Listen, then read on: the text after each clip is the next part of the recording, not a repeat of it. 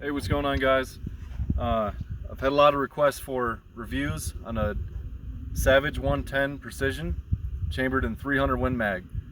So just to give you a close look at this thing here, I like to be straight and to the point, so you already see I'm about to shoot. And I've got a MagnetoSpeed V3 chronometer on the end here.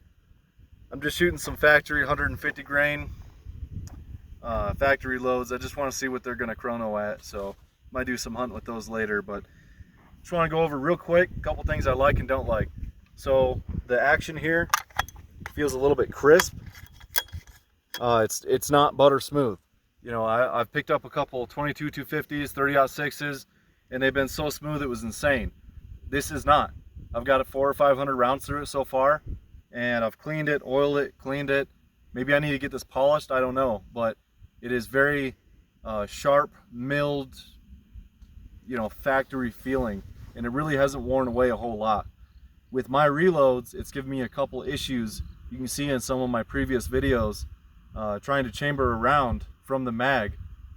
Not a big fan of that, but this is a slow fire long range rifle, so I don't care too much. It does what it's supposed to do out to a mile. So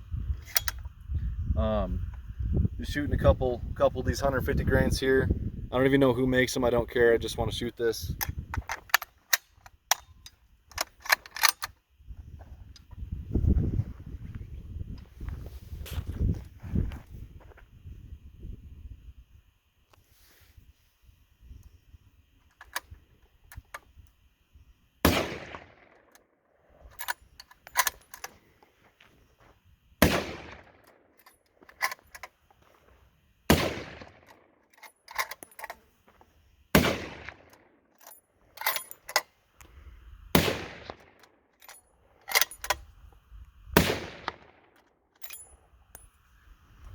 So with the factory loads, it did pretty good.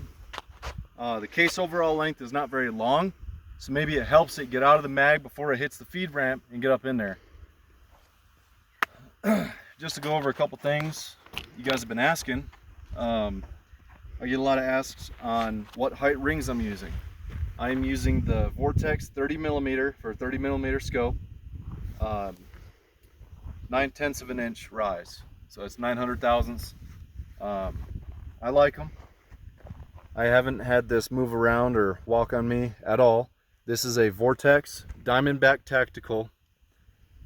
It's the 6-24 FFP, first focal plane.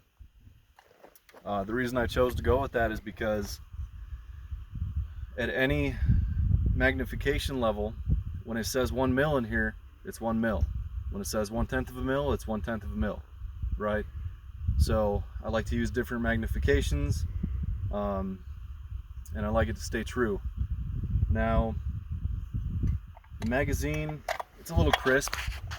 You know, fitting the mag in there is a little crisp. The bolt, the action is a little bit crisp. The trigger, you saw in the first round there, didn't fire. That's because the trigger wasn't set correctly. When that happens on this, you need to adjust your trigger, the weight, and you can do that by taking this apart here, and there's a little Allen key up inside there. You have to take it apart to get to it, but I've got mine very light, and when it doesn't set correctly, I just have to go up and then back down on the bolt there. I've got a little level on the scope. You know, that helps out big time when you're shooting past 1,000 yards. If you're unleveled, you could be pretty far off to the left or to the right just because of being a couple degrees off there. Other than that, it's a good gun. You know, with the stock here, they give you a big rubber butt plate. It doesn't hurt at all. You know, it's a 300 Win Mag, it kicks, but this really soaks a lot of that up. You've got the cheek riser. I haven't touched it, don't need it, don't care. The pistol grip, it's kind of a bit on the harder side, but it's still a rubber type. It's an MDT chassis, MDT pistol grip. They make a mag that's like $40 or $50 at Bass Pro, a couple gun shops. It says it fits some of the, I think, 3-inch 800 thousandths, 3.8 inch Magnum rounds, that will not fit this. I only have one mag. I haven't cared enough to call Savage and get another one of these, but it's a steel box mag and I haven't found one in any stores. The bipod on here, something cheap, nothing special. It does the job. Other than that, this is a really good gun. I got mine for $13.65 out the door, and I love it. So hopefully that helps you guys and helps you make a decision on whether you want to go with this or something else. All right, see ya.